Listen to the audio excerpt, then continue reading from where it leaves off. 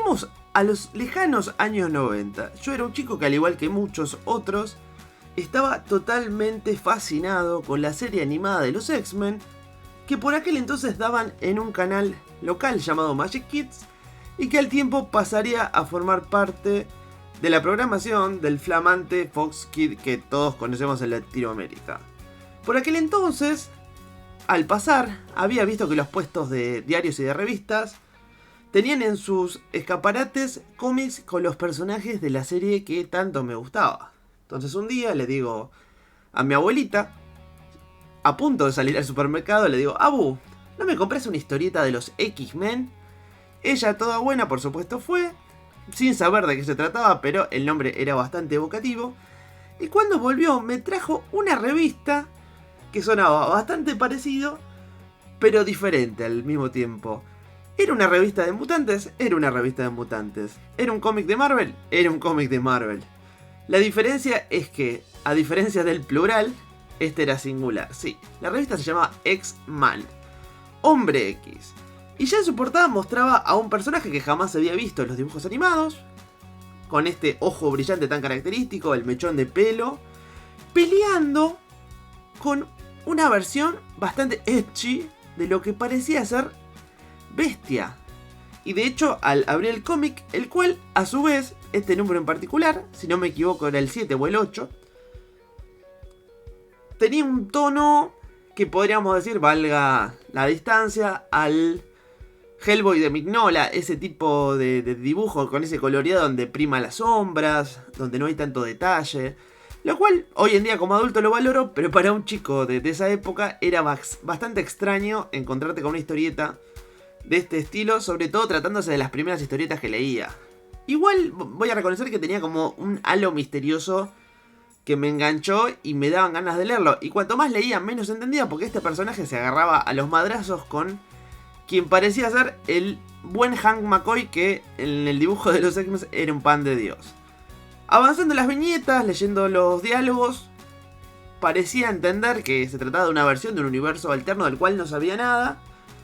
Y después este número se completaba con los famosos extras de los cómics de Forum, donde entre el correo de lectores y algún dossier que incluían, te cumplían esa función imprescindible de cubrir baches. Recordemos que por esa época nadie tenía acceso a internet, de hecho el internet era algo muy verde, y sobre todo para un chico de esa edad que tendría, no sé, menos de 10 años, 10, 11 años, era muy difícil juntar historietas, primero porque no sabía dónde comprarlas, y segundo porque dependía de la buena voluntad de mis papás, de mis abuelos, etc. No es como ahora que uno dice, bueno, me separo una parte del sueldo para mis hobbies. En ese entonces, poder adquirir un número nuevo dependía de tus mayores.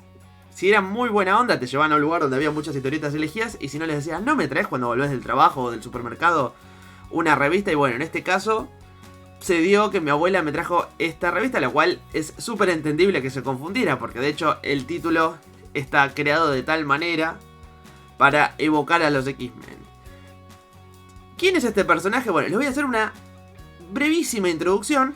Es básicamente un equivalente a Cable, que ustedes saben es hijo de Cíclope, de Scott Summers, y de Madelyne Pior, quien en los cómics de los 80 es un clon creado por Siniestro, basándose en el material genético de Jean Grey. Por lo tanto, podríamos decir que en algún punto Cable es hijo de Cíclope y de Jean. Bueno, este otro Nightcrawler, que se llama igual que Cable, proviene de una línea alterna llamada la Era de Apocalipsis, la cual perteneció a un evento muy importante de los 90, que seguramente voy a tocar en otro video, donde por un cambio en el pasado se genera todo un futuro donde el mutante malvado es como una especie de tirano supremo y está todo patas para arriba. Concretamente Siniestro, que trabaja para Apocalipsis, junta los genes de dos de los mutantes más poderosos del mundo, que son Scott Summers, Cíclope y ahora sí directamente Jean Grey. No un clon de Jean Grey, sino Jean Grey. Y ahí crea a este Ned Summer, que después, al llegar a la niñez, se escapa o lo rescatan o algo y es criado de otra manera. Entonces termina oponiéndose a Siniestro en esa línea temporal, y cuando esa línea temporal desaparece por cuestiones de la saga de la Era de Apocalipsis, que como dije otro día trataré con más detalles, cae a la línea regular de los cómics, el universo 616, donde se desarrollan la mayoría de las aventuras de los X-Men. Concretamente, al personaje se lo introduce en una miniserie llamada X-Men de 4 números, que es en el marco de un montón de series que por ese entonces reemplazaron a los normales por sus variantes de la era de Apocalipsis. Y después, cuando termina este evento y todas las series recuperan su normalidad, arranca una serie regular. Este que leí yo era el cuarto o quinto número, que a veces lo identifican de muchas maneras. Serían originalmente X-Men volumen 2, número 4, número 5, que en algunos casos toman la numeración de la primera miniserie, entonces sería el 7 o el 8 o el 9.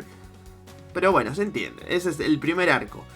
Era muy raro entrar en las aventuras de este personaje sin previamente haber leído la era de Apocalipsis, y esa fue mi situación. Y de hecho, es como que veía que había elementos comunes con el dibujo, pero no tenía prácticamente nada que ver con las tramas que estaban pasando en la tele. De hecho, lo más parecido que encontré en esa misma revista al dibujo era una publicidad en la contratapa del evento La Canción del Verdugo, donde por ejemplo veía a Cable, que había aparecido en varios capítulos de la serie de X-Men de los 90, a Scott y a Wolverine, creo. Pero volviendo a X-Men, siempre me quedó como la curiosidad de ese personaje. Y en los años siguientes, por ejemplo en algunas vacaciones que fui con mi familia y se daba este proceso de me das plata para una historieta, siempre iba a las librerías y estaba abarrotadas de cómics, por ejemplo de X-Force, de Generación X y de X-Men. X-Force y Generación X nunca me coparon mucho, pero X-Men, como había sido este primer personaje que me había introducido, y aparte era mucho más fácil seguir el camino de un solo personaje, a diferencia de un grupo que por ahí los personajes iban y venían de otros lados. Acá, de última, siempre en las historietas, por más perdido que estuvieras, seguías los pensamientos en primera persona de Nightcrawler y más o menos te podías identificar o poner en tiempo y lugar. Y fui como coleccionando los números que precedieron y que sucedieron al que yo tenía. Años después me enteré que esto se debía a que justamente todas estas series satélites de los X-Men eran, digamos, notoriamente menos vendidas que las principales, llámese la línea X-Men y Patrulla X, que era la versión española de Uncanny X-Men. Entonces todos esos resabios que no se vendían en España los mandaban para Argentina, donde acá circularon por un montón de años. Y siendo yo, por ejemplo, quien fui siguiendo a este personaje no tan popular hasta que los cómics de Forum dejaron de llegar muchos años después. Ahora les voy a contar a nivel narrativa qué fue de este personaje, que seguramente algunos de ustedes, los viejos, lo conozcan y otros no sepan quién carajo es. Bueno, como dije antes, era un superviviente de la era de Apocalipsis que llega como un polizón o un sobreviviente a la línea principal. Sus principales enemigos eran otros sobrevivientes de su misma línea de tiempo, como es el caso del Hombre de Azúcar, que era como una especie de Mengele mutante. Teníamos a la Bestia Oscura, que era el equivalente de ese mundo de Hank McCoy. Teníamos a Holocausto, que si no me falla la memoria, era uno de los hijos de Apocalipsis. Después él se va como interiorizando en los diferentes arcos que involucran a los títulos mutantes, como es el caso, por ejemplo, de Onslaught, como es el caso después de Operación Tolerancia Cero, como es el caso de los 12. Hay un momento donde hay un rebranding de los cómics de X-Men que se llama Revolution. Lo incluyen por un muy breve tiempo en la alineación principal de los X-Men. Después, llegado a un punto, su serie seguramente dejó de vender allá en Estados Unidos, por lo cual, después de un arco, él se sacrifica para salvar la Tierra. No sabemos de él por muchos años, llegando al periodo de Dark Reign / Utopía, donde, recordemos, después de la invasión secreta, sí, ya estamos ahora hablando de mediados de los 2000, Norman Osborn se vuelve el jefe de S.H.I.E.L.D., renombrado Hammer, y forma grupos propios de Avengers y de X-Men. Están los Dark Avengers, los Dark X-Men. En un momento va a hacer una investigación en un lugar y X-Men vuelve a la vida, obviamente sin todos esos espectaculares poderes psíquicos que tenía en los 90. Es rescatado por los X-Men y por un tiempo forma parte de alguna de las miles de escuadras que pululaban ahí por Utopía, que después, bueno, recordemos que los cómics de X-Men tuvieron algo llamado Sismo, donde se dividieron en dos, algunos fueron para allá, para acá, qué sé yo, qué sé cuánto, y se le perdió el rastro a X-Men, o por lo menos se lo perdí yo, hasta que justo en el arco anterior al relanzamiento que hizo Hickman, recuerdan todo esto de la Amanecer Mutante, de Krakoa y todo esto, pasó hace, no sé, 3-4 años. Hubo un arco que acá en mi país por lo menos no se editó, y que seguramente para muchos de ustedes habrá pasado sin pena ni gloria, donde rescataban a este personaje y hacía otra vez como una especie de revival de la era Apocalipsis, donde él recreaba toda la realidad y bueno, volvió a pasar algo muy parecido, seguramente sin gracia, porque Marvel desde hace varios años, salvo algunas contadas excepciones, está tirando de lo que funcionó y sin ningún tipo de efecto, sin cola ni cabeza. O sea, es más intentar despertar una nostalgia para que uno vaya y compre, pero cuando lo compras y lo lees, ni siquiera es como que sí, un sentido estético, narrativo. Es un producto bastante vacío. Así que bueno, en esta ocasión quise compartir con ustedes quien fue probablemente uno de mis primeros superhéroes. Difícilmente este sea el favorito de nadie. Debo ser uno de los pocos quien guarda un lugar en su corazón para Ned Grey. Y ahora, como siempre, me gustaría saber qué tipo de experiencia tuvieron con él, ya sea habiendo leído un cómic propio o habiéndolo visto en algún evento, en algún crossover, con alguna aparición invitada en algún lado. Y me despido, como siempre, manqueando un like. Si les gustó este video, déjenme un like, así se posicionan en los algoritmos de YouTube y los ve más gente. Y armamos una suerte de comunidad de nostálgicos de los cómics de los 90s, 80s. Y si justo lo estás viendo y es tu primer video, haceme el favor y suscríbete, así te llegan más videos de este estilo, como también videos de noticias de series, de películas, de manga, anime y de videojuegos. Hasta la próxima.